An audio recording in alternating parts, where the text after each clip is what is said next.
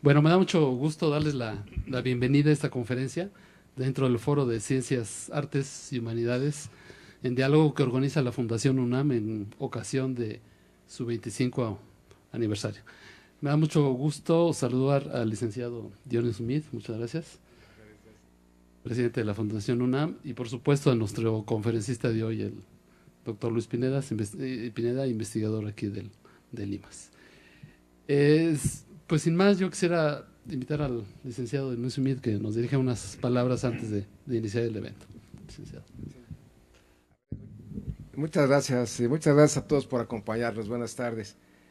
Pues celebramos hoy dentro del marco del 25 aniversario de la Fundación y en el ánimo de haber diseñado un programa que justamente invite a la reflexión en temas relevantes a otra de las pláticas que hoy vamos a tener. Quiero empezar, saludando y agradeciendo a las coordinaciones que han hecho posible la celebración de estos eventos, a la Coordinación de Humanidades, a la de Investigación Científica y a la de Difusión Cultural. Hoy en particular a la de Difusión Científica, y quisiera solicitarte que fueras el amable conducto para transmitirle a William nuestra gratitud por la celebración de este evento.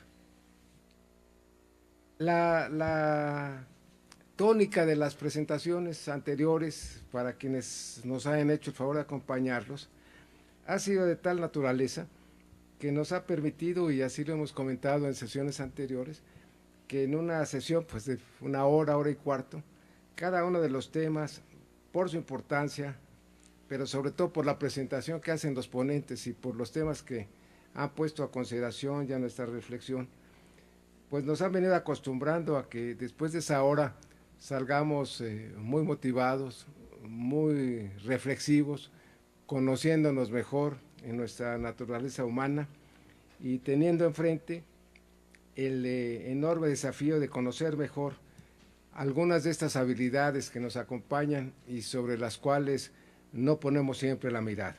Es el caso de la plática de hoy, que tiene que ver precisamente con el juego y con los espacios que la innovación tecnológica ha venido generando alrededor de su mejor aprovechamiento en la búsqueda y en la toma de decisiones racionales.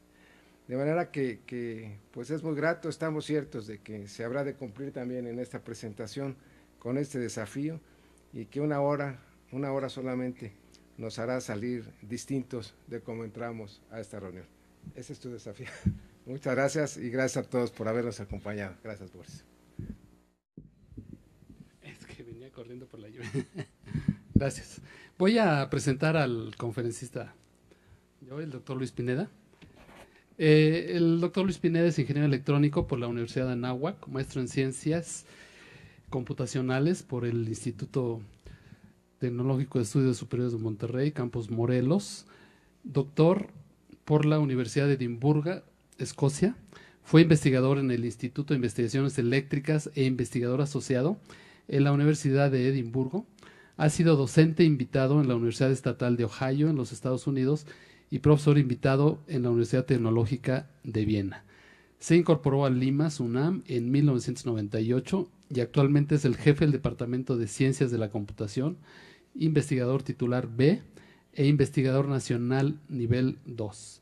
Es autor de aproximadamente 115 trabajos de investigación, principalmente en inteligencia artificial y disciplinas relacionadas. Ha desarrollado varios grupos de investigación, entre los que destaca el grupo Golem para el desarrollo de robots de servicio. Ha participado como ponente en eventos nacionales e internacionales en alrededor de 190 ocasiones y ha impartido alrededor de 60 cursos de posgrado en la UNAM, en la UJAT en Guanajuato, el CENIDET Morelos y el TEC de Monterrey, Campus Morelos. Asimismo, ha dirigido 6 tesis doctorales, 11 de maestría y 12 de licenciatura. Es miembro regular de la Academia Mexicana de Ciencias, de la Academia Mexicana de Informática y de la Academia Mexicana de Computación, de la cual fue el presidente fundador. Es también maratonista. Muy bien, la plática del doctor Luis Pineda se llama Computación, Juegos y Racionalidad. Okay. Y por favor le damos la palabra al doctor Luis Pineda. Pues muchas gracias.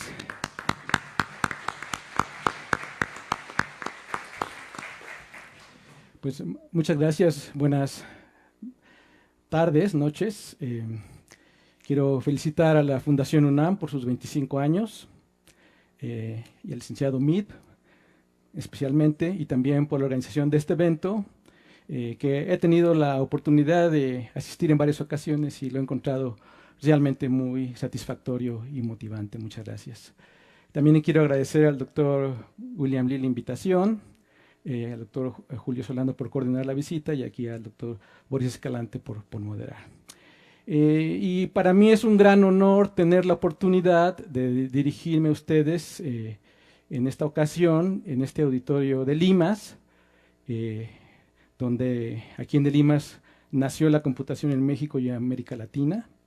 Estamos celebrando los 60 años de ese acontecimiento aquí en el edificio de Junto. Estuvieron las primeras computadoras de México.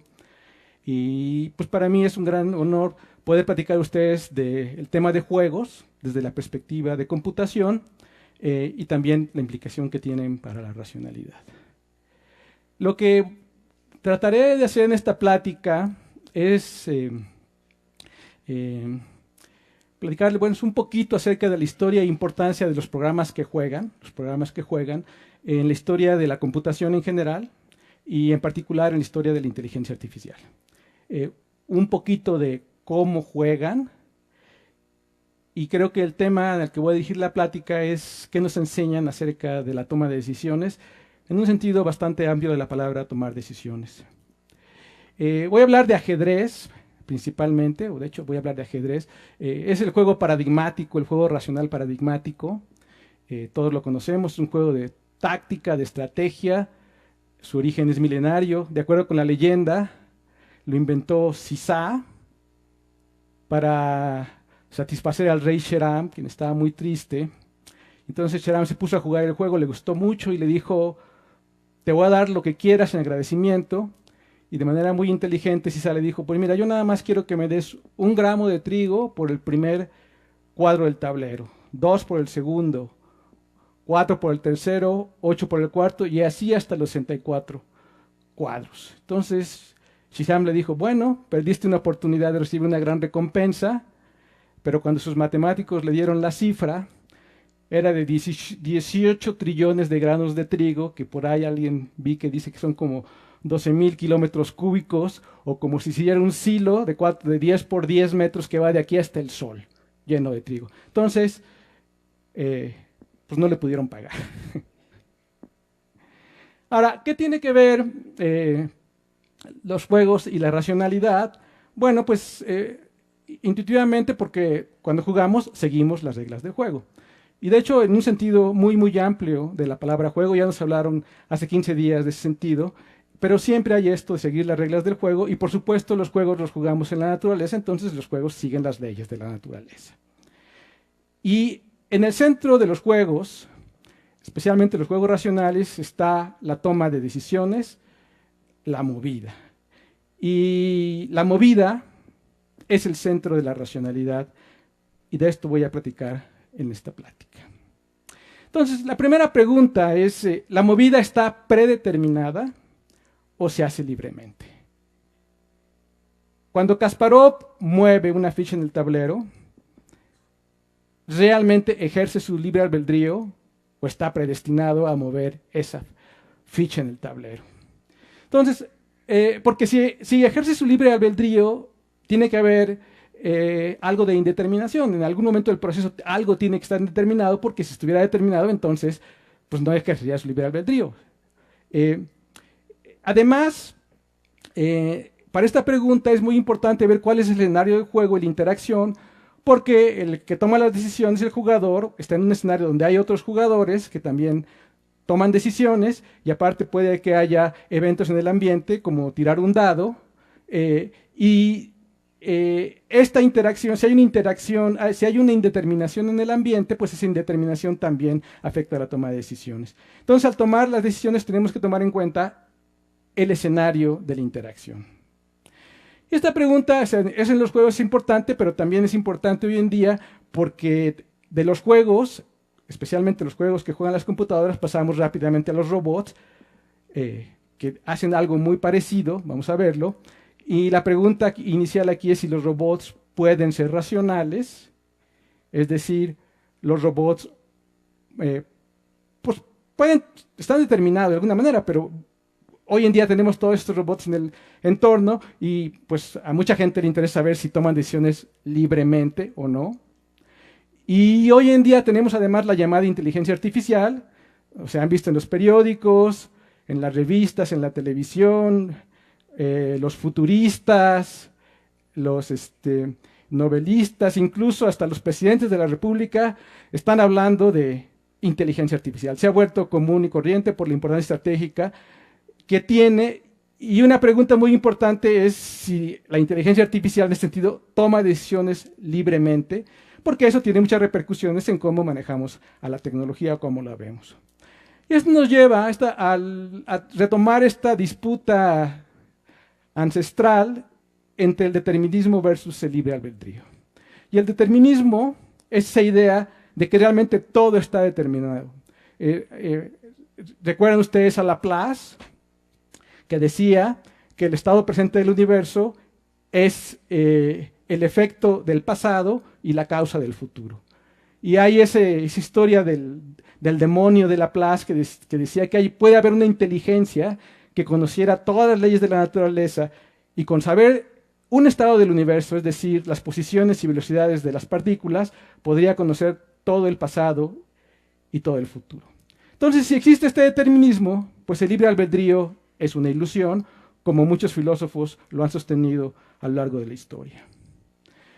Pero aquí hay que observar que esta forma del determinismo tiene una petición de principio, porque si nosotros asumimos que hay leyes de la naturaleza que lo causan todo, y luego concluimos que todo es causado por esas leyes, pues hay esta circularidad.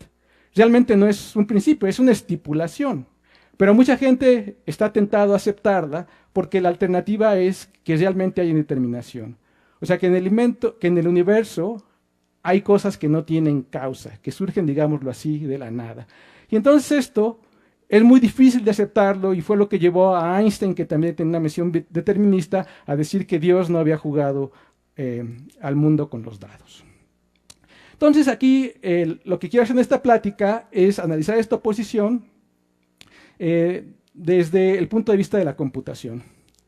La computación que se inicia, digamos, en nuestra era, o como la conocemos ahora con Alan Turing, que es muy famoso hoy en día por la película, aunque realmente fue una persona que hizo muchísimas cosas en computación, quien escribió un artículo en el que presentó algo que se llama la máquina de Turing, que es el modelo teórico de todas las computadoras. Las que ha habido desde entonces, las que hay hoy en día. Es la máquina, digamos, universal. ¿Y qué hace la máquina de Turing? Pues la máquina de Turing computa algoritmos. ¿Y qué es un algoritmo? Pues un algoritmo es algo que evalúa una función. Una función en el sentido matemático. Y en el sentido matemático, una función nada más es una relación entre un conjunto que llamamos dominio y otro que llamamos rango, donde cada objeto del dominio está asociado a lo más a un miembro del rango. Entonces supongan ustedes que el conocimiento del ajedrez es una función matemática. Y lo que tenemos en el dominio son todas las posiciones posibles, todos los tableros que pueden ocurrir en un partido de ajedrez. P1 es una, P2 es otra, P3, etc. Y esta cuadrita, el tachecito aquí en la celda, es el renglón que corresponde a la movida, que sería la mejor movida que se podría hacer para ganar el juego en cada tablero. Entonces, si tuviéramos esta tabla enfrente de nosotros, jugar ajedrez, evaluar la función, sería simplemente escoger la posición, ver la crucecita y ver cuál es la movida que tenemos que hacer. Y ya, eso sería. Claro que estas tablas no las podemos hacer porque son muy grandes, el número de movidas es grandísimo y el número de tableros es mucho más grande. Y entonces, ¿qué es lo que hace un algoritmo? Pues el algoritmo es una regla que va, como no tenemos la tabla, lo que hace es que busca y nos da la respuesta a través de un procedimiento de cálculo. Entonces, ¿qué hace el algoritmo? El algoritmo hace explícito el conocimiento implícito. Sí, el conocimiento ya está. Nada más lo hace explícito. Ahora, otra cosa muy importante que hay que ver en la computación es la noción de interpretación. Y esto quiere decir que las máquinas no entienden lo que están haciendo.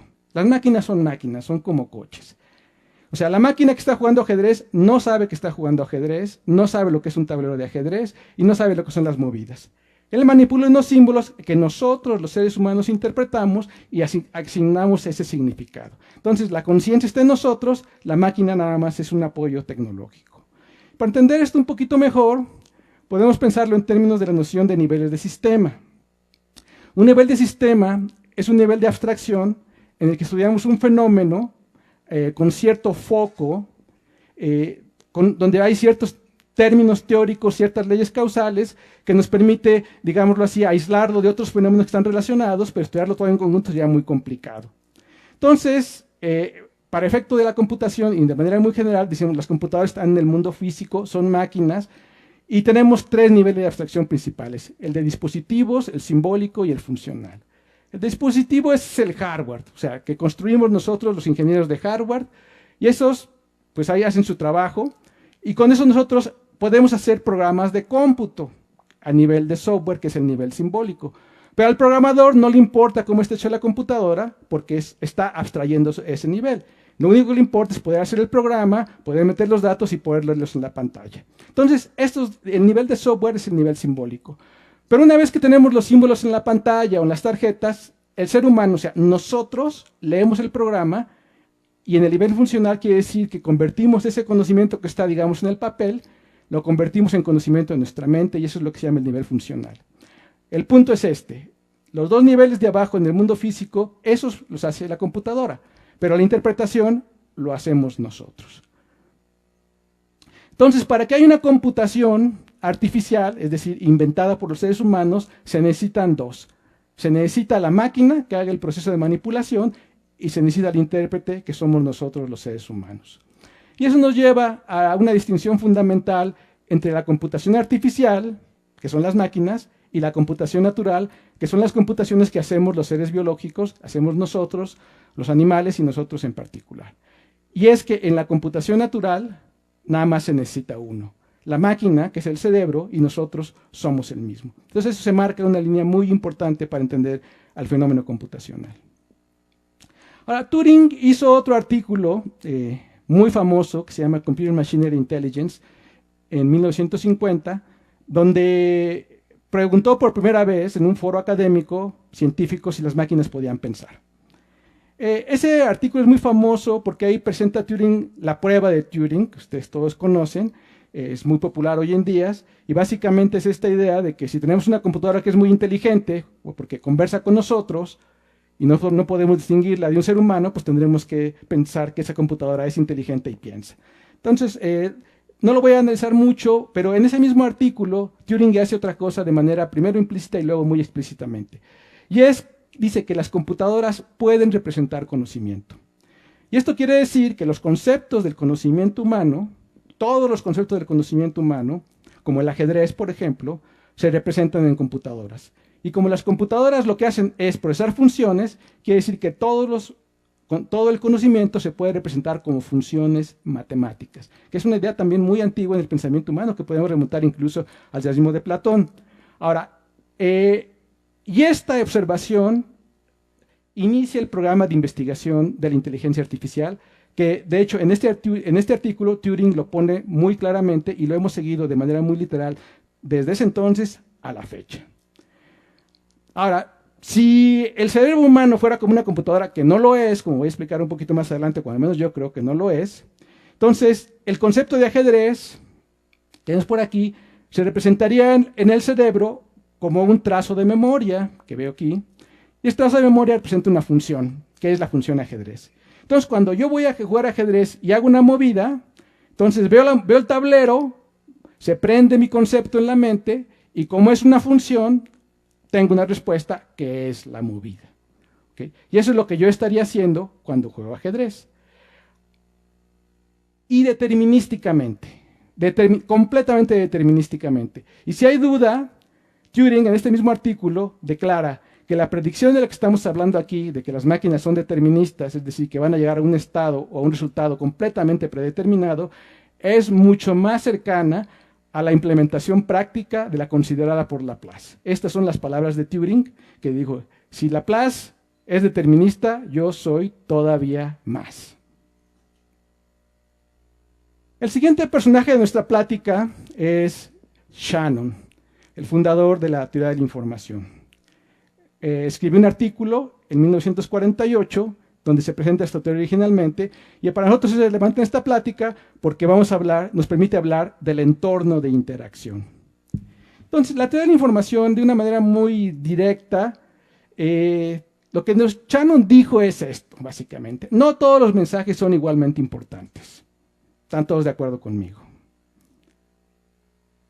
Los mensajes importantes son poco frecuentes, junto con los hechos que reportan, y por eso son importantes. Por ejemplo, alguien sacó la lotería, pues sería muy importante, ¿no? ¿Sí?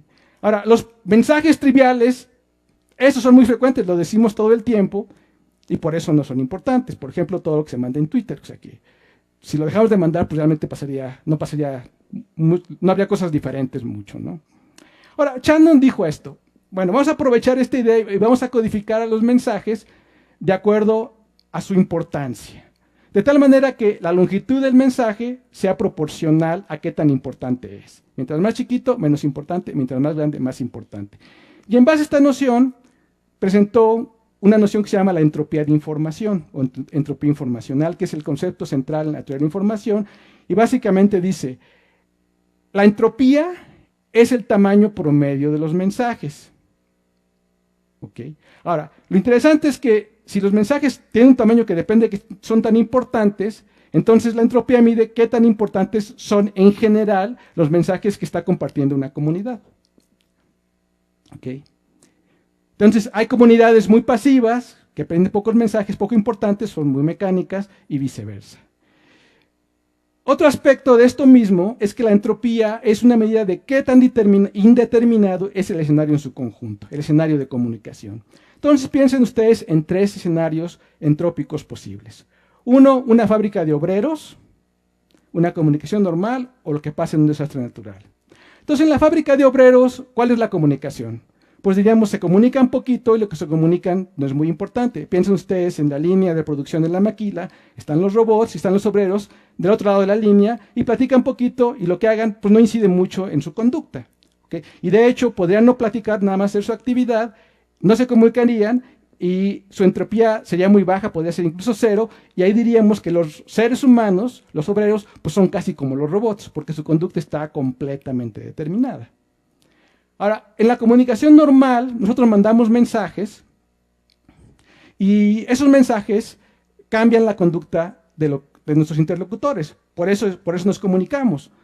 Y el mensaje es, yo tengo una intención y quiero que alguien la sepa y de alguna manera cambie su conducta por eso, porque es lo que conviene. Entonces, en una sociedad normal, pues hay un promedio de importancia de los mensajes globalmente. Entonces, digamos que tiene entropía normal. Pero ¿qué pasa cuando hay un desastre natural, como por ejemplo un terremoto? Pues todo el mundo empieza a mandar mensajes, hay muchísimos mensajes y son muy importantes para todos. Entonces el que lo recibe por todos lados y dice, ¿qué hago? Pues no sabe muy bien qué hacer, no sabe cómo responder y entonces la situación se vuelve caótica. Entonces en el escenario entrópico muy grande, la entropía es muy alta. Ahora, esto también lo podemos ver en términos de los niveles de abstracción, de los niveles de sistema, pero no en relación a la computación, sino ahora en relación a las comunicaciones.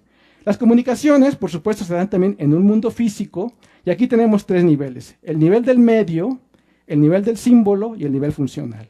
El nivel del medio, pues es el papel o la onda electromagnética que lleva los mensajes, y en ese medio hay señales.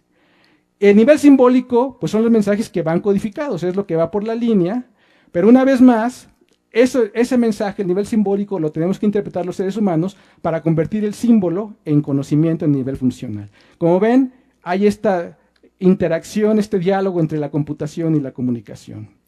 Ahora, lo importante de ver aquí es que las señales per se, sin mensaje, sin codificación, son como fuerzas de la naturaleza. Si yo veo a un girasol que va siguiendo al sol, pues yo no me estoy diciendo que el girasol se comunica con el sol, lo que estoy diciendo es nada más que pues, se va reaccionando con el sol. Entonces la señal es como si fuera una fuerza que lo atrae. Y si yo tengo un sistema de control como un termostato en un boiler, entonces sube la temperatura, se manda una señal, se apaga el boiler, baja la temperatura, se manda otra señal, se prende el boiler, y yo no estoy diciendo que el boiler está comunicando, es nada más una señal. Entonces las señales así básicas son como fuerzas de la naturaleza, no son comunicación. No que porque hay una señal hay un mensaje.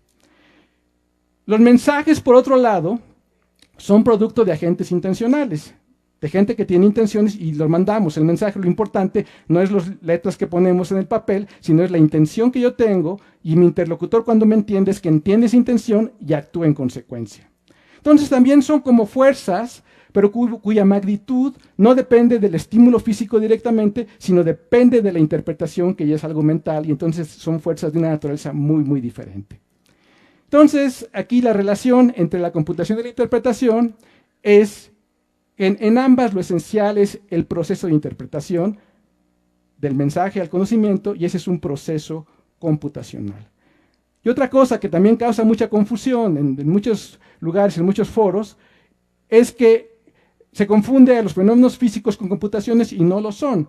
Un fenómeno físico, un químico, biológico per se, sin nada más, pues son los fenómenos normales de la naturaleza, pero no son computaciones. Empiezan a ser computaciones en el momento en que el proceso físico, químico o biológico se interpreta como conocimiento. Ahí empieza la computación. Y si ustedes quieren preguntarse, en la naturaleza, ¿dónde empieza la computación como un fenómeno? Pues para mí la respuesta sería, donde hay un fenómeno de interpretación, ahí empieza la computación. Entonces, con esto, estas son las ideas fundamentales de estos dos titanes del pensamiento del siglo XX. Si ustedes quieren articular a la persona a la cual, digamos, es la referencia central de la computación, es Alan Turing, para mí cuando menos. Y la referencia central de las comunicaciones es Claude Shannon también.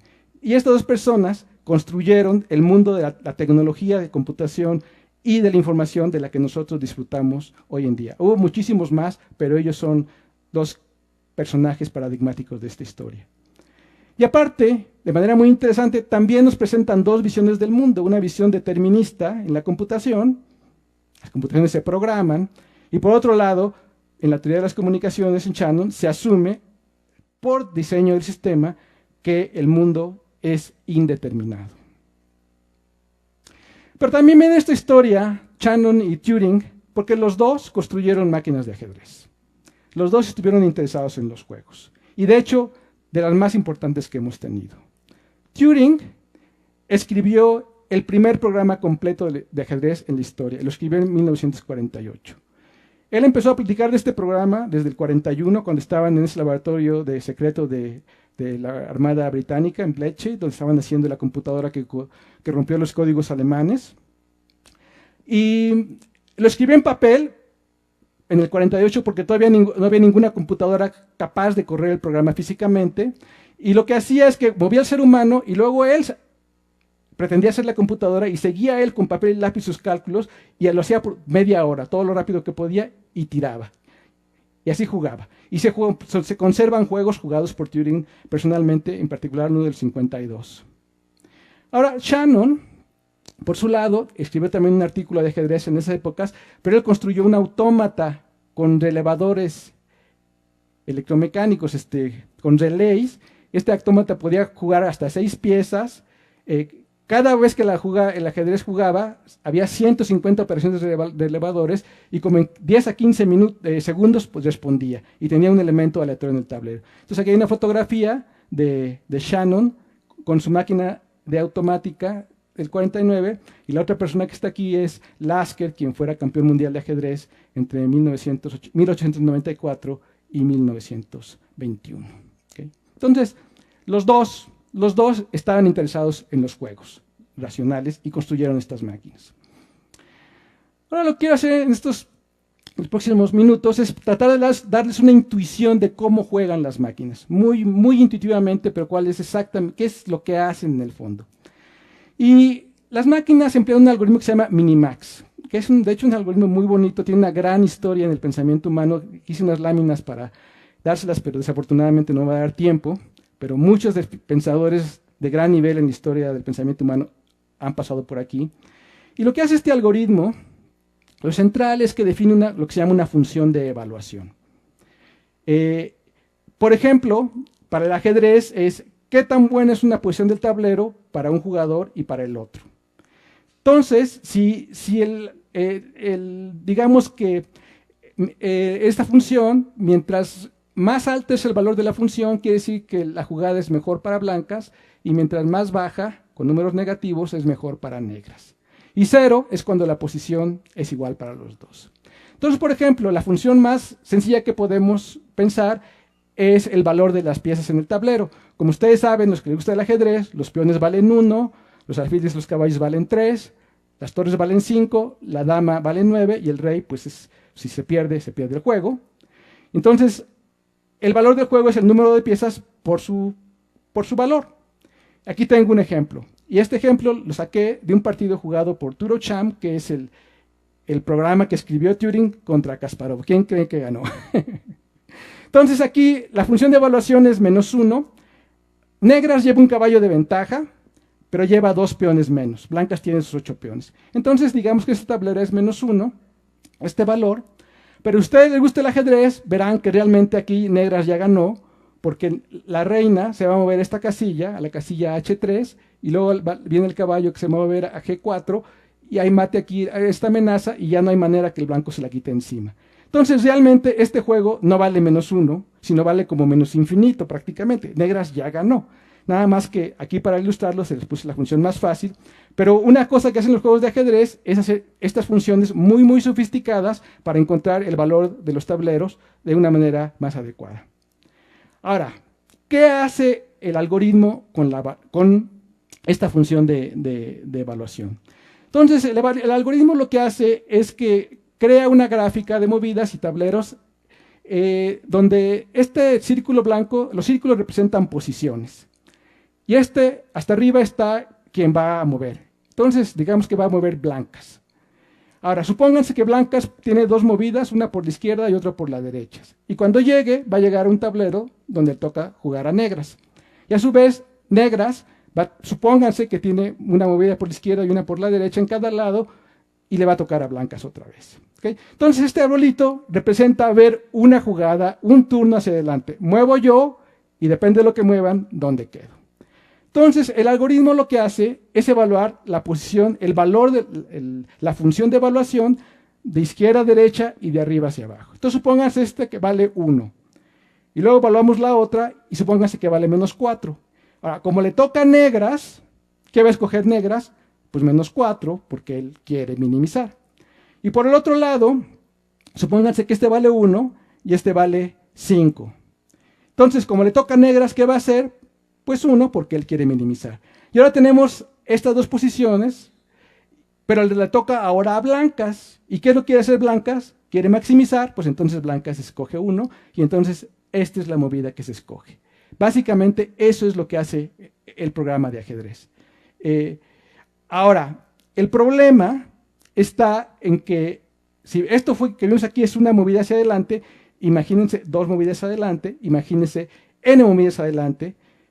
El número de jugadas va subiendo como las potencias de 2 y es algo muy similar. Si hubiera 2 movidas en cada posición, sería más o menos lo que le pidió Sisa a Sheram. ¿Okay? Lo cual haría imposible jugar.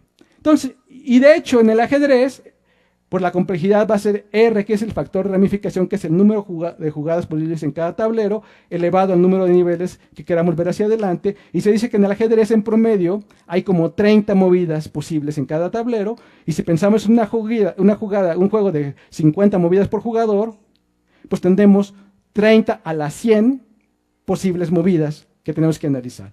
Y ese número dicen que es un número más grande del número de átomos que hay en el universo, que yo ni siquiera sé lo que se pueda significar, ni siquiera sé cómo lo puedan calcular, ni siquiera sé si sea cierto, ¿no? ¿Okay? Entonces esto es lo que hacen los programas de ajedrez, principalmente y de juegos similares. Usan en general la estrategia Minimax, deciden ver un número de jugadas hacia adelante, crean funciones de evaluación muy sofisticadas, casi son secreto de Estado, cada quien tiene su producto y su función de evaluación puede que lleve años en hacerla, participan grandes maestros internacionales en hacer la función, etc. Y después utilizan heurísticas, que es, como es muy grande, además tengo que decidir por qué rama me voy, y también puedo decidir cuántos niveles veo, 1 adelante, 2 adelante, 10 adelante, eso puede ser variable, depende de la posición. Entonces esto hacen los programas. Pueden usar librerías de ajedrez, es muy fácil que toda la teoría de ajedrez esté en la máquina y entonces la pueden usar para ayudarse a encontrar la movida y buscan movidas tácticas o estratégicas para jugar.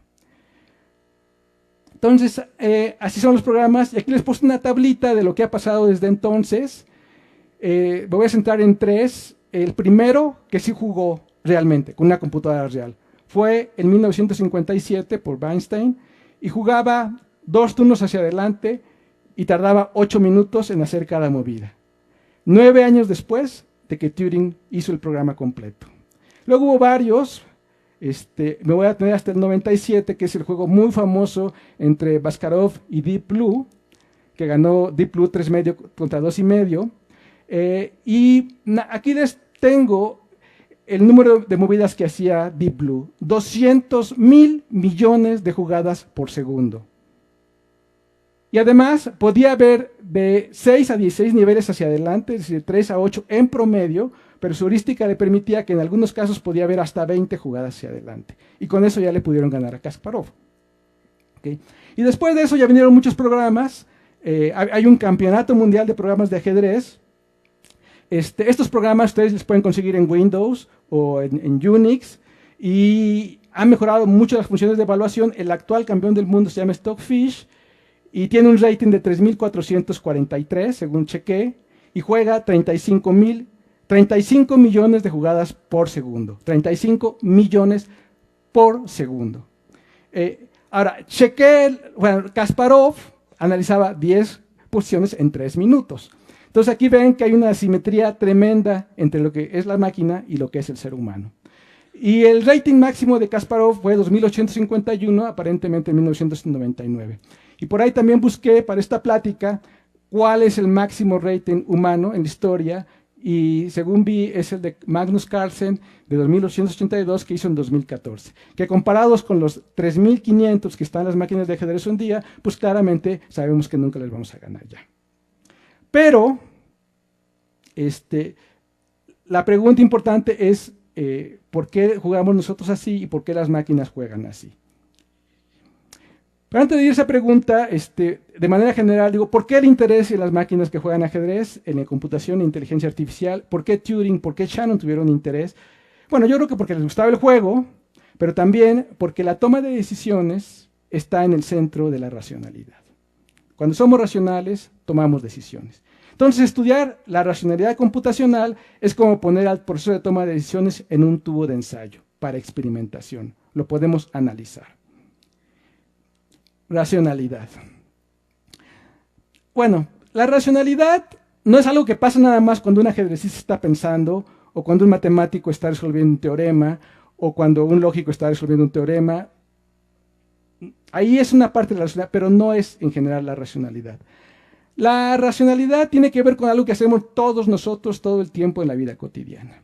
Entonces, por ejemplo, llego yo a mi casa, veo un charco enfrente de la puerta y me pregunto, ¿qué pasó? Entonces digo, pues a lo mejor llovió y se tapó la coladera. Pero también digo, no, pero a lo mejor se rompió una tubería. ¿Okay? Entonces, hago este diagnóstico, que pueden ser varios diagnósticos, y lo importante es que el diagnóstico condiciona mi toma de decisiones. Con el diagnóstico y mis preferencias, mis valores, yo genero, en mi mente de pronto sale, ¡pac!, tomar una decisión. Y esa decisión depende del diagnóstico, que pueden ser 2. O puedo decidir destapar la coladera, si pienso que lo que pasó fue que llovió, pero si pienso que lo que pasó fue que se rompió una tubería, entonces mi decisión es reparar la tubería. Entonces, esta es la toma de decisión. Este proceso sintético que de pronto surge en nuestras mentes es algo súper misterioso que nos pasa todo el tiempo a todos nosotros. Y una vez que tenemos la decisión se convierte en el objetivo de la planeación. Y entonces yo construyo un plan y digo, pues si se apagó la coladera, pues voy por la bomba y destapo la coladera. Ese es mi plan. Que es muy diferente al plan que yo hago. Si digo, mi diagnóstico es que se rompió la tubería, por aquí lo que digo es voy a localizar la fuga, traer la herramienta, reparar la tubería. Entonces, pero la planeación ya está condicionada por un objetivo dado y en eso lo hace como más entendible lo que tenemos que es planear, porque de hecho cuando es una planeación, pues ya tenemos que ver recursos, premios, castigos, etcétera, pero es más fácil, o sea, es un proceso analítico. Entonces, en general, cuando algo pasa en la vida cotidiana en general, cuando algo inesperado pasa, pues lo primero que hacemos es, hacemos un diagnóstico, del diagnóstico pasamos a la toma de decisiones y luego a la planeación, actuamos sobre el mundo y luego de nuestro actuar las cosas salen bien, salen mal y entonces aprendemos y ese aprendizaje se vierte en el diagnóstico, en la toma de decisiones y la planeación y esto estamos haciendo todo el tiempo y yo le llamo a esto el ciclo de inferencia de la vida cotidiana. Ahora, esto tiene una gran historia y aquí hay 4 tipos de inferencias. La abducción, que es el diagnóstico, y cada una de estas inferencias tiene hay sus personajes claves en la historia del pensamiento, que para mí, en lo personal, y para mucha gente dentro de la inteligencia artificial, son estos. Para la abducción, que es el diagnóstico, es Thomas Bayes, el matemático estadístico inglés, que inventó el teorema de Bayes, que realmente nos da una regla probabilística para saber las causas a partir de las observaciones. Tiene un lugar privilegiado en la inteligencia artificial por eso. Y este de aquí es Charles Sanders Peirce, el filósofo pragmatista norteamericano, que formalizó, lo hizo más general todavía y habló de la inferencia abductiva, a él le debemos el nombre de abducción, que es cuál es la mejor explicación que yo puedo dar a cada evento que se presenta cotidianamente y caracterizó esa inferencia. Toma de decisiones es lo que estamos hablando, ahora la planeación es una deducción y la deducción, esa es la mejor entendida de las inferencias, se remonta hasta los orígenes del pensamiento y aquí mis personajes, o sea, hay otros por supuesto, Pitágoras, pero pongo aquí a Euclides por los elementos y Aristóteles por la lógica, pero por supuesto esta historia, la abducción ha sido la más entendida hasta nuestros días. Y la inducción de aprendizaje, pues la debemos al filósofo escocés David Hume, que fue quien propuso esta inferencia, que básicamente es cómo nosotros a partir de la observación de eventos particulares podemos llegar al conocimiento de reglas generales. Entonces, estas inferencias, estos autores son tomados muy literalmente en la inteligencia artificial. No, en algunos casos son figuras de referencia, pero realmente su pensamiento ha sido muy operativo en el programa de investigación. Y la toma de decisiones, bueno, yo pongo aquí a los personajes de esta plática. A Turing y Shannon. Ustedes pueden hacer su historia de la racionalidad y sus personajes preferidos. Esta es la que yo les presento, que creo que se comparte con mucha de la comunidad en inteligencia artificial. Es muy amplia. De hecho, aquí también quiero decir que muchas veces se confunde la deducción con la inferencia, que cuando estamos deduciendo es la inferencia, pero realmente no, esa es una forma muy particular. Y de hecho, las más presentes, las más cotidianas en la vida es la combinación abducción y toma de decisiones. Esa es como la fundamental que hacemos cotidianamente. Entonces, dicho esto, podemos enunciar lo que llamo yo un principio de racionalidad, que es realizar la acción que maximice la probabilidad de sobrevivir, que va, este principio, o vivir mejor, que va para los seres humanos, para los animales, para las máquinas incluso, aunque claro, vivir de manera figurada, pero es amplio, es para todos. Y además lo podemos poner en las dimensiones sociales, que es para mí, en lo personal, para los cercanos, que es la familia, los amigos, y para todos, la nación, el mundo. Y en sentido temporal, ahora, en el momento, en el mediano o en el largo plazo. Entonces, en la medida que mis decisiones van dirigidas a ese beneficio en esas dimensiones, yo digo que son más racionales. Ahora, las computadoras, los robots, pueden ser racionales. O sea, ¿podemos implementar este ciclo del razonamiento de los robots? Sí lo podemos hacer. Aquí desarrollamos en el IMAS el robot Golem 3, que realiza el ciclo de inferencia de la vida cotidiana. Y si me da tiempo, les muestro un video al final de la plática, y si no están todavía muy cansados, de cómo lo hace. Ahora, las computadoras y los robots, pues hoy todo el día los vemos todo el tiempo y sí toman decisiones de manera autónoma, pero lo hacen de manera predeterminada, por lo que he dicho. Autónoma porque no hay nadie que lo esté controlando remotamente, ni hay nadie escondido dentro del robot para modificarlos, para hacer la conducta, sino realmente funciona en base a los algoritmos y a sus capacidades de comunicación e interacción. Pero están determinadas por el programa y también están determinados porque el entorno en el cual actúan en general siempre es un entorno muy indeterminado, muy determinado. Por ejemplo, en las fábricas, en la maquila, pues el entorno está altamente determinado y el robot es altamente determinado en general. Pero en general los robots, aunque sean autónomos y se muevan en el mundo, están determinados en gran medida. Aunque sí, les digo, módulo la indeterminación que haya en el ambiente de interacción.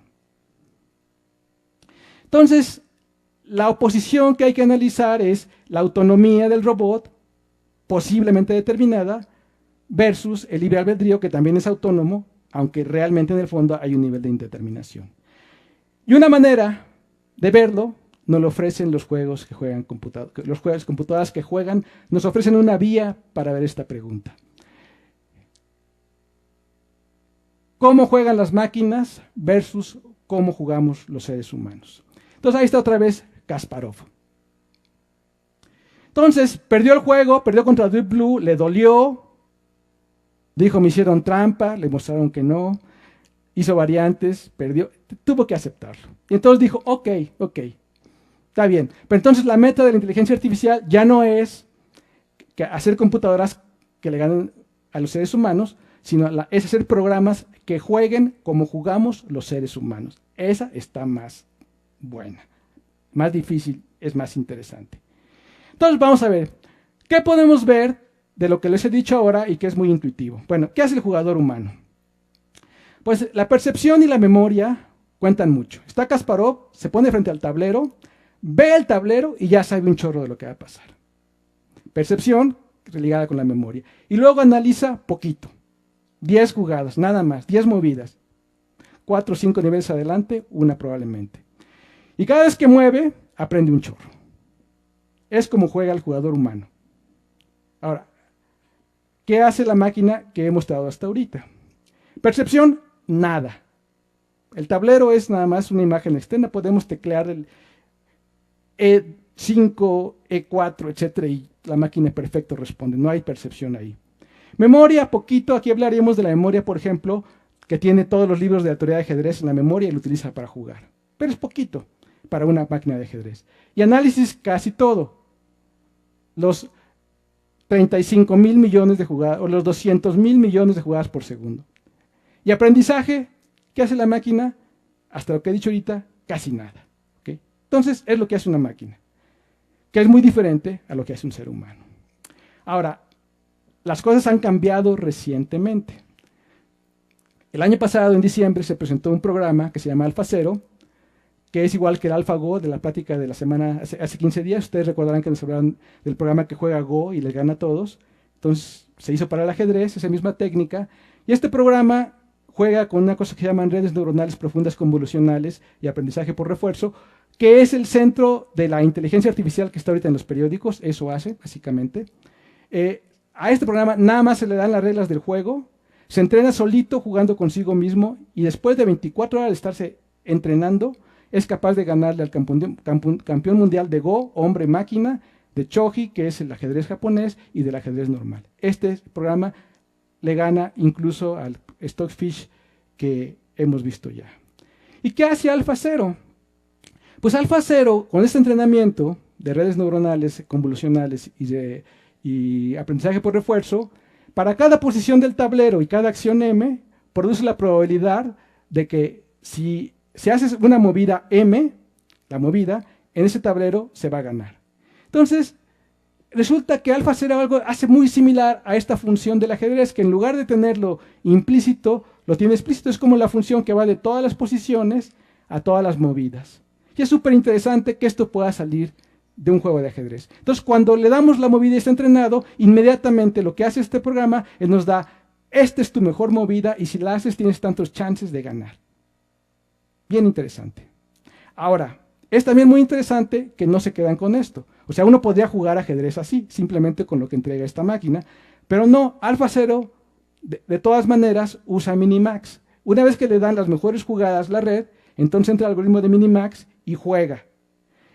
Pero hace menos cálculo. Si Stockfish hacía 35 millones de jugadas por segundo, AlphaZero ya nada más hace 80,000 jugadas por segundo. Entonces no se queda con la probabilidad, sino también busca. Y esto es bien interesante que haga las dos cosas, porque muy bien podría haber hecho nada más una, jugar con la red.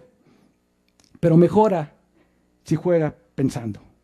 Entonces, ¿qué hace AlphaZero? Bueno, de percepción ya tiene algo, porque estamos ahora sí dando los tableros. Y memoria, pues también, porque lo que crea al entrenarse, pues es esa memoria. Y análisis es menos, mucho menos que Deep Blue, pero sigue siendo mucho, mucho, mucho más que los seres humanos. Y ahora sí, sí aprende. ¿Ok? Y esa información la pone en la memoria. Entonces vamos a meter a nuestro ciclo de inferencia de la vida cotidiana, vamos a aumentarle el módulo de memoria, que es donde queda lo que este programa va aprendiendo. Y por supuesto la memoria, en el ciclo de la vida cotidiana de los seres humanos, pues puede afectar todas las formas de inferencia cotidianamente. Ahora, el punto importante es de qué memoria estamos hablando. La memoria es un objeto tremendamente complejo, que se estudia en muchas disciplinas, desde diferentes puntos de vista, con diferentes enfoques y prioridades. En particular, en computación hay muchos estudios sobre la memoria en tipos particulares, pero hay dos que nos importan aquí y que son las dos más centrales a la inteligencia artificial, que es la memoria de habilidades y la memoria de conceptos. La memoria de habilidades es donde guardamos, por ejemplo, el conocimiento de cómo andar en bicicleta o el conocimiento de cómo manejar un coche. O sea, todo aquello que sea una habilidad está en esa memoria. Y la memoria de conceptos es donde guardamos los conceptos, o sea, pues por eso le llamamos conceptos, de hecho, porque son cosas que podemos accesar lingüísticamente. Ahí podemos guardar nuestras experiencias de vida, nuestras anécdotas, el conocimiento de la vida cotidiana, que son conceptos particulares, o conceptos generales como por ejemplo los que sacamos de enciclopedias o del periódico, quién ganó la batalla del 5 de mayo, por ejemplo, está en nuestra memoria, es un concepto general, o lingüísticos, que es un león, que son los conceptos que estamos usando todo el tiempo para poder hablar. Ahora, la diferencia entre estas dos memorias es que la de habilidades no es analizable. O sea, yo no puedo hacer introspección y decir qué es lo que sé cuando ando en bicicleta. O sea, lo puedo explicar, puedo hacer como una explicación a posteriori, pero realmente yo no me estoy explicando cuando estoy andando en bicicleta, yo nada más estoy andando en bicicleta, ¿ok? Y la conceptual es analizable. Es decir, yo puedo hacer introspección y puedo saber, por ejemplo, le puedo preguntar a Kasparov, y en esta jugada, ¿por qué le hiciste? Ah, no, porque las posiciones, este espacio, la centralización, etc. Te puedo explicar muchas cosas, ¿no? Ahora, ¿qué memoria creen ustedes que usa AlphaZero? Bueno, pues en este programa todo va a la memoria de habilidades. O sea, aprende sí, a la memoria de habilidades, pero a la memoria conceptual, cero, nada, nada. ¿Okay? Entonces, es como una máquina que juega con habilidades. En cambio, ¿qué hace un jugador humano? Bueno, cuando aprende la memoria de habilidades y aprende la memoria conceptual, y en ambos es mucho. Y esto, cuando alguien juega ajedrez, pues no aprende nada de los conceptos, es una habilidad. Yo le diría a un ajedrecista, oye, es que es como andar en bicicletas, jugar ajedrez como... No, claro que no, no, pues sí, o sea, una buena parte ya la tienes así tan metida que la haces en automático, y es una habilidad. Yo creo que eso es muy real, pero también es muy cierto que hay muchos conceptos que van a la memoria conceptual. ¿Okay? Entonces aquí tenemos esta diferencia. Y para los seres humanos, para las máquinas, para los animales en general y para los seres humanos, ¿cuál es su mejor movida en la racionalidad? Pues es ponderar la percepción con el conocimiento. Yo percibo, pero la percepción me puede ser limitada y no puedo confiar completamente en ella.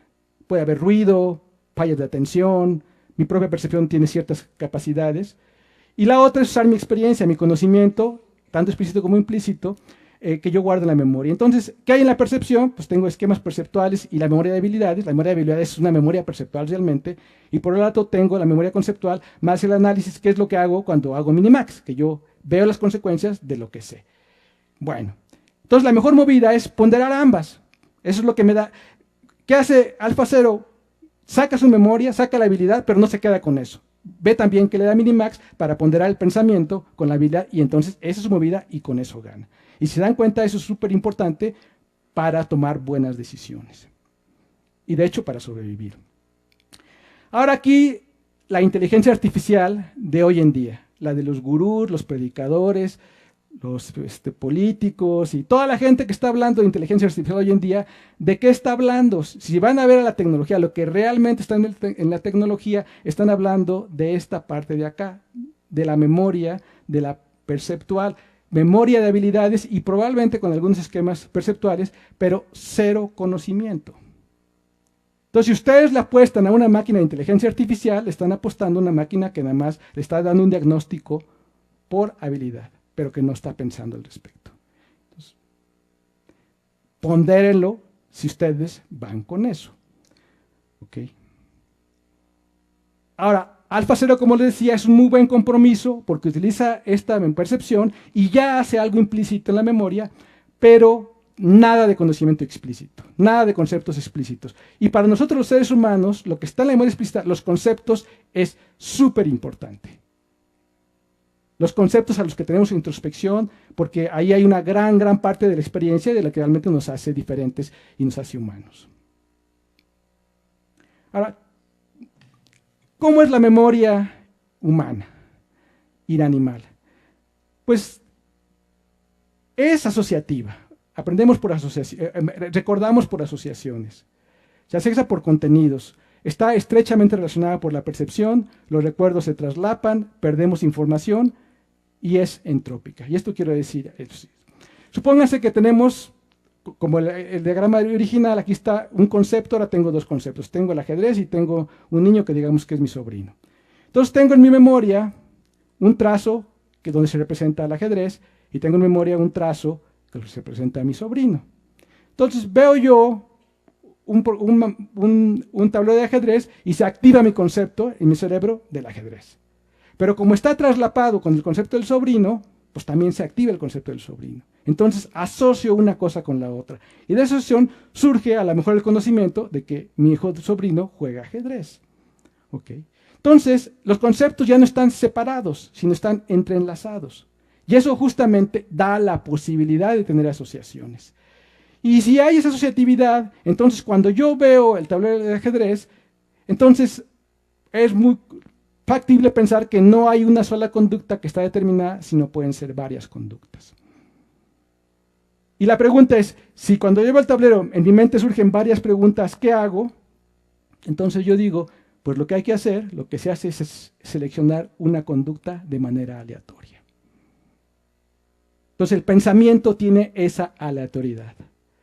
Y aquí hay una propuesta personal que yo he venido trabajando en el programa de investigación, en este sentido, sugiriendo que efectivamente así es la memoria, pero esto nos lleva a que además de la entropía informacional, hay una entropía computacional.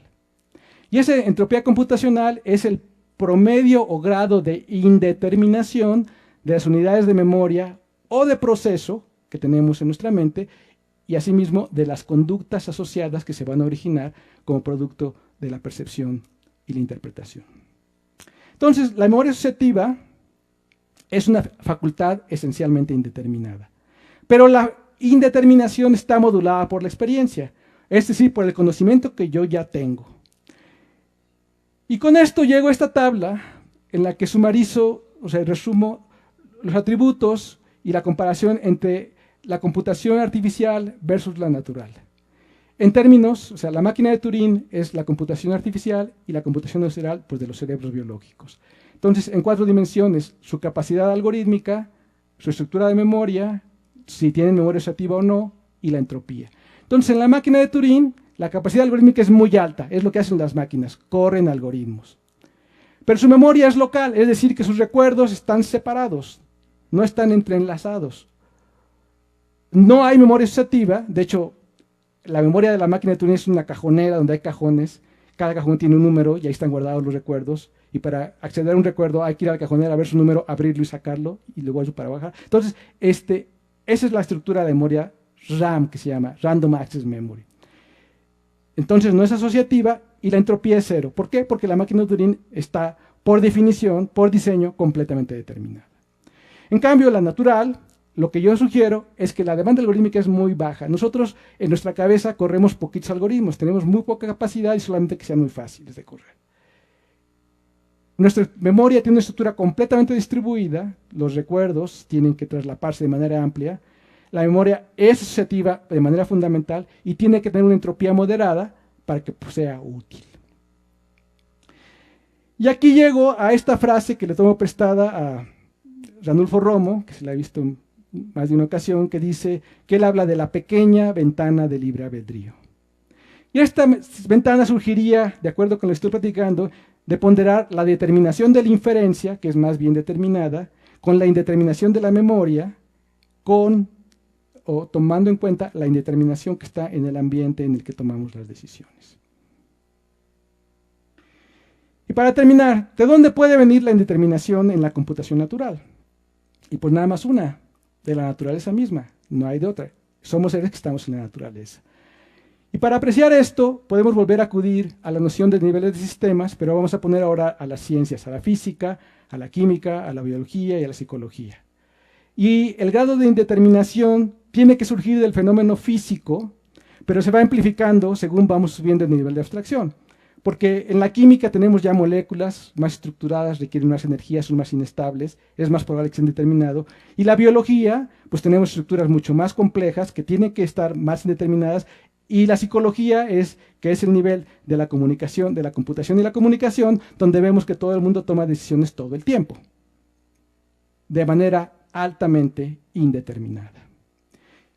Entonces, ¿cómo podemos entonces concebir el indeterminismo? Bueno, pues aquí lo que hay que aceptar es que el universo que conocemos tiene un grado de indeterminación moderado. Hay irregularidades que son las que apreciamos con las leyes de la física, de la naturaleza, de las ciencias, pero hay un grado de indeterminación. Y las leyes causales de las ciencias, entonces no las postulamos como las leyes que no están en el mundo real, en el mundo ontológico, sino más bien las tenemos que concebir como constructos epistemológicos que nosotros los seres humanos hacemos para entender al universo. Pero las reglas que yo postulo no son las reglas del universo, sino son mi modelo. Entonces son modelos más o menos adecuados que explican las regularidades del mundo. Y por supuesto no son modelos que explican las no regularidades, porque esas no son regularidades. Y lo que hacemos es que cada vez que notamos algo novedoso, pues tenemos que revisar nuestra propia ley para hacer teorías más adecuadas. Pero los eventos aleatorios son aleatorios, ahí se quedan, hay ese universo. Entonces el mundo, cuando menos lo que sigue de lo que estoy diciendo y lo que yo creo, es que no está completamente determinado.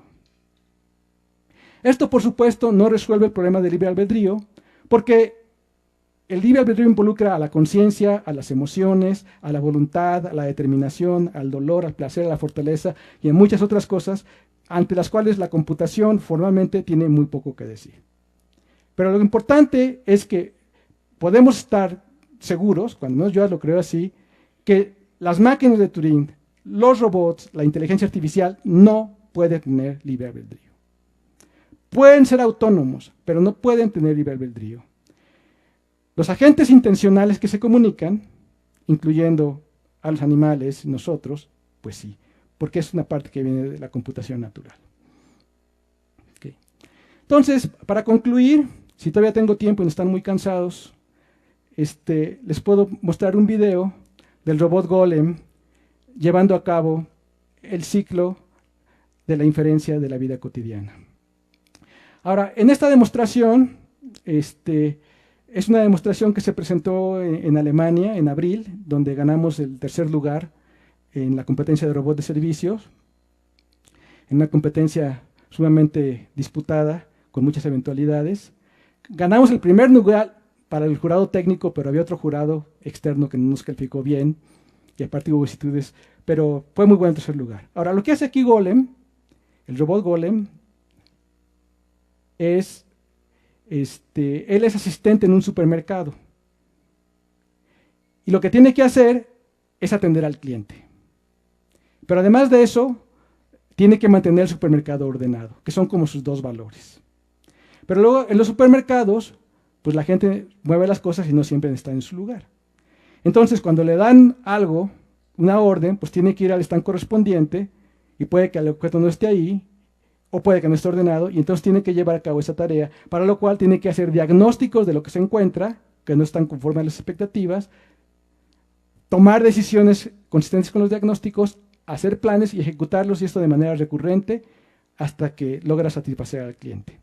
El video está en inglés porque se hizo para difusión internacional, es parte del material calificatorio.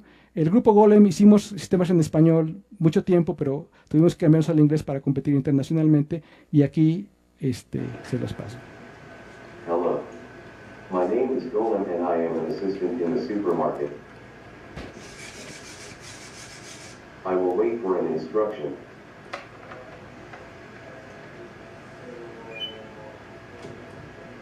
Bring me a Coke. Okay, I will bring it it to you. Anything else? No. Uy. Perdón. Hello. Perdón. Les quería mostrar nada más que hay 3 estantes, el de pan, el de comida y el de tragos. Y ahí tiene que haber objetos correspondientes. En el de pan tiene que haber panes, en el de comida, comidas y en el de bebidas. Y como ven, la coca no está en el drinks, está en el de Okay, I will pan. bring it to you. Anything else? No. I will move to the shelf of drinks. Porque ahí está la coca. Ella espera que esté la coca en el estante de bebidas.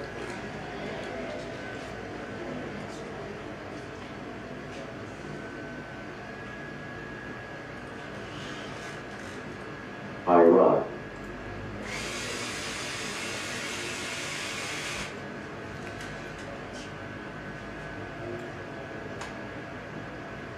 I see Heineken. I see Nichols.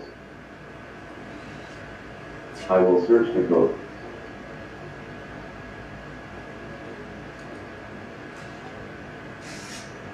I do not see the coat. There is something wrong. The situation is not as I expected. Entonces tiene que ser diagnóstico, This is my tomar decisión diagnosis y about the planeación. actions of the assistant.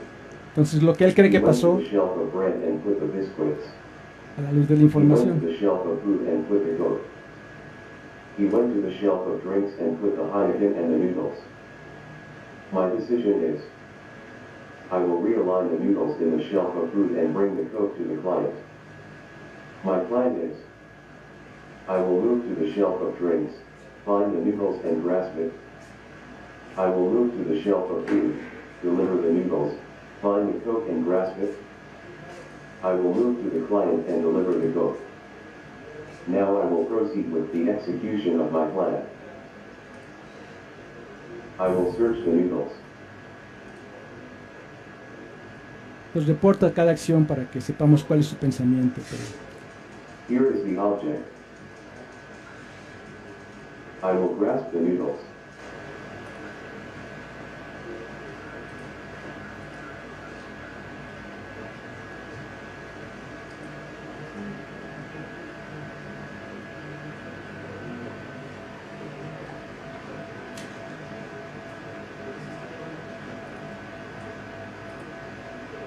Attempting to grab the noodles with my right arm.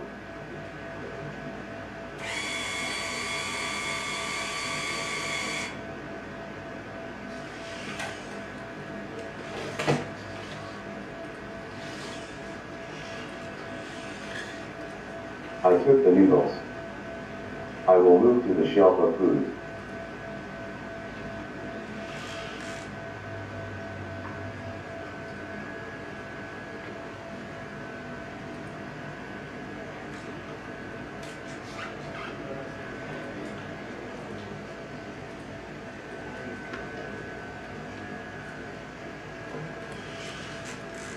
I arrive.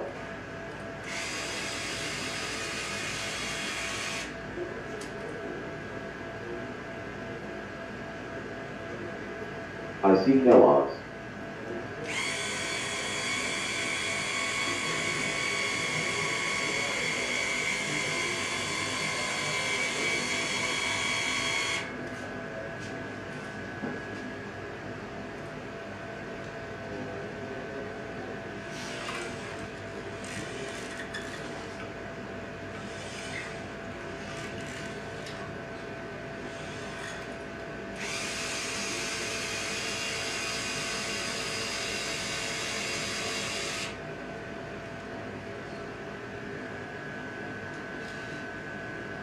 I will search the Coke.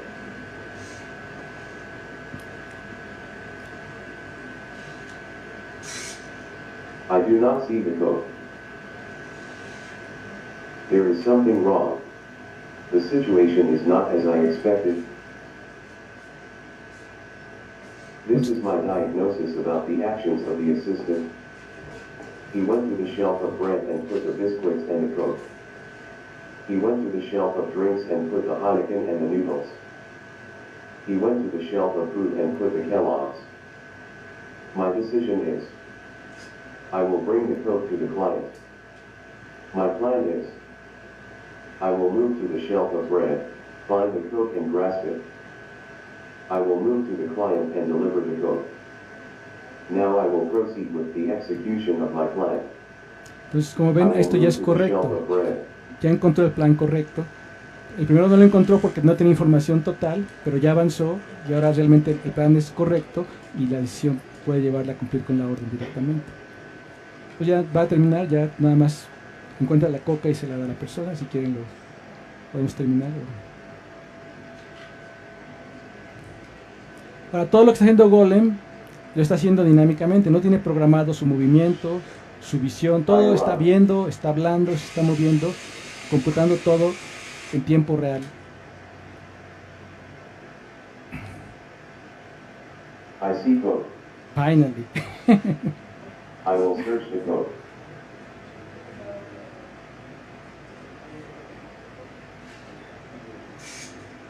Here is the object.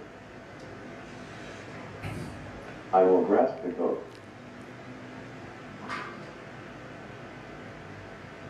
Otra cosa es muy larga, o sea, realmente son muchos problemas para un robot en una sola sesión, porque está realmente siendo completamente autónomo. Hay muchas posibilidades de falla y se mantiene todavía en el escenario. Que de hecho la inferencia para eso sirve, porque si el mundo no es como esperamos, la inferencia es lo que nos ayuda a estar resolviendo el problema de manera cotidiana.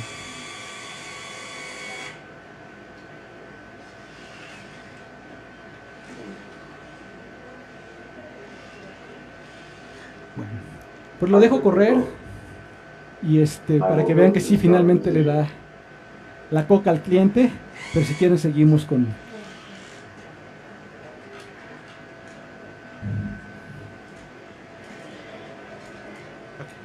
Muchas gracias. Un aplauso, por favor, para el doctor. Gracias.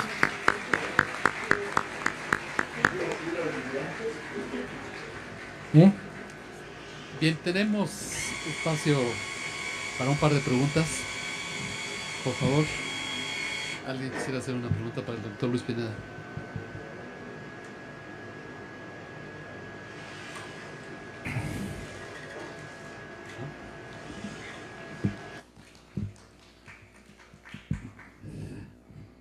Sí, aquí tenemos una pregunta.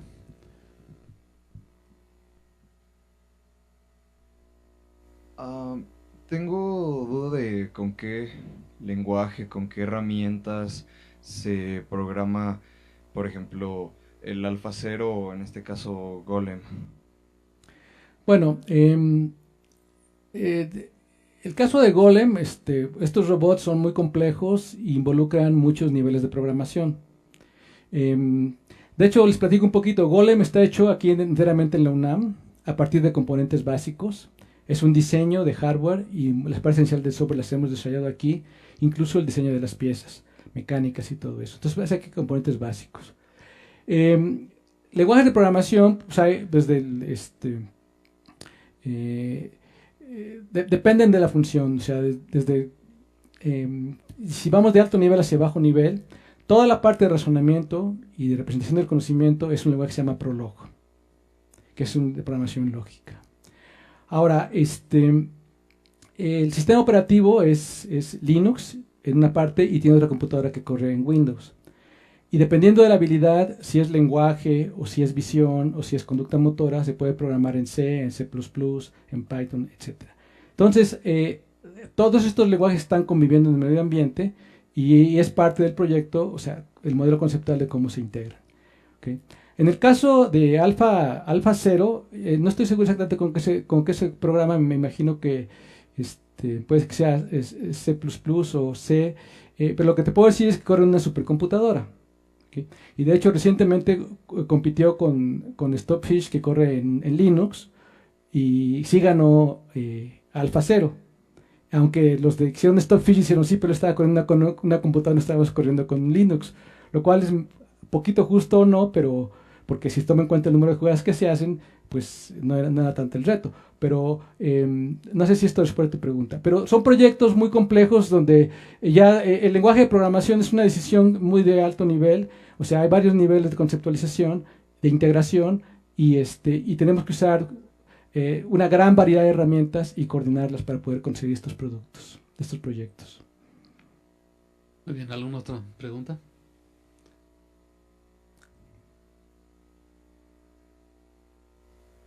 Luis, yo tengo una pregunta, si puedo. Hay avances tecnológicos impresionantes como las computadoras que ya le pueden ganar a un experto ajedrecista, Sí. ¿sí? Un experto que lleva toda su vida aprendiendo ajedrez y ya podemos hacer este tipo de cosas. Sin embargo, una actividad mucho más sencilla. Pensemos en un niño de 3 años que le pides como juego, no puede ser juego, le das una fotografía y le dices, dime qué hay en la fotografía, interpreta la fotografía. Y el niño, con su poco conocimiento a los 3 años, va a poderte decir, pues en la computadora yo veo un animal, como una persona, la persona está contenta, está acariciándole, le está demostrando amor, etcétera, te está dando una interpretación, ¿sí? Que es algo que a una computadora en este momento le cuesta muchísimo trabajo. Entonces, ¿cuál es el camino que tenemos que seguir para lograr que una computadora pueda hacer ese tipo de tareas tan sencillas para un ser humano, ¿sí? Y tan difíciles para una computadora? Bueno, pues es una pregunta súper compleja. Una reflexión es que la inteligencia artificial desde sus orígenes siempre ha prometido mucho. Y en cada ola que se generan grandes promesas, desde los 50. En general nos satisfacen, porque lo que se aprende es que el conocimiento, el lenguaje, la memoria son monstruos mucho más complicados de lo que se creía. Entonces, eso ha pasado, y de hecho lo digo porque también ahorita la inteligencia artificial que está de moda, yo creo que le va a pasar lo mismo. Es una moda tecnológica que está prometiendo y va a tener su ciclo. La predicción de que va a haber computadoras que van a jugar como los niños de 4 años también se ha hecho explícitamente y tampoco se ha podido satisfacer, porque el conocimiento humano tiene dimensiones de complejidad que van más allá de lo que sabemos con las computadoras digitales. Entonces, una de mis preocupaciones personales, y que una parte de la práctica tiene que ver con eso, es la distinción entre la computación natural y la computación artificial. Y la tabla que yo puse al final justamente es esa. La computación artificial es fuerza algorítmica, algo que nosotros hacemos muy poquito. La computación natural más bien trabaja, o sea, como el jugador de ajedrez, o sea, con nuestra memoria y nuestra percepción hacen mucho trabajo y lo hacen con bajas operaciones y pocos algoritmos. Ahora, ¿cómo lo hacen? Es que eso es lo que no tenemos realmente idea. Y el programa de investigación de la inteligencia artificial desde Turing se trató de simular a la inteligencia humana con computadoras digitales, que es el que se ha seguido. Y la idea es que con fuerza algorítmica íbamos a poder, digamos, romper la barrera del sonido y captar estos conceptos, lo cual no ha sido posible. Ahora, va a seguir esto porque la tecnología tiene una tremenda inercia y las máquinas que tenemos son muy poderosas y resuelven muchos problemas. Pero estas preguntas básicas sí implican una reflexión, volver al principio y replantear cuál es el camino. Y el otro aspecto que hay que mencionar aquí es que esta distinción de la interpretación, que en la computación natural la hacemos nosotros y en la artificial también la hacemos nosotros, o sea, que las computadoras no son conscientes, es muy importante. O sea, el sustrato computacional, es decir, la maquinaria computacional biológica, de alguna manera, cuando hacemos una computación, va con la conciencia. Somos conscientes de eso, lo sentimos, estamos en el mundo. Y eso es uno de los misterios más grandes de la ciencia y para mí de la naturaleza.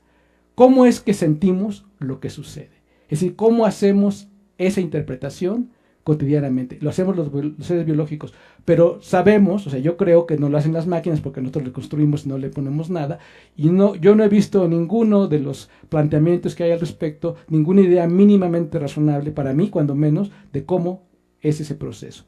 Y yo creo que tiene que ver porque descubrir una computación natural que tuviera esa capacidad también nos pondría en el plano de entender mucho mejor cómo son los conceptos y resolver el problema de los conceptos intuitivos como están mencionando. Muchas gracias. Démosle un aplauso otra vez al doctor Luis Pineda.